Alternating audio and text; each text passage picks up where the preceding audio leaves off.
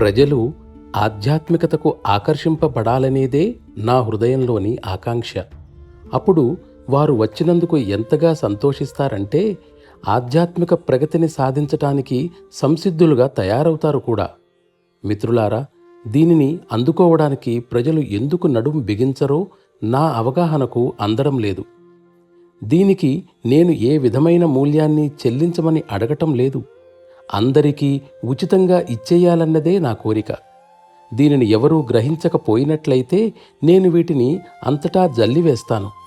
ఆ విధంగా నేను వెళ్ళిపోయిన తర్వాతనైనా కొంతమంది వ్యక్తులు ఈ పంటను చేజిక్కించుకోవచ్చు. నాలో ఇంకా ఏదైనా కోరిక మిగిలి ఉందంటే అది ఇదే. ఈ మనోద్వేగంతో నేను ఇలా పోరాడుతూనే ఉండడమే.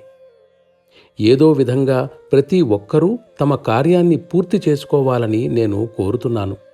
కానీ దైవ నిర్ణయం ఏ మేరకు ఉంటే అంతవరకే జరుగుతుంది. నిజంగా కష్టించి చేసిన పని ఎన్నటికీ వృధా కాదు.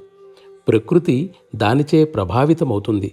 కానీ శ్రమ అనగానే అందరూ తయారుగా ఉండరు.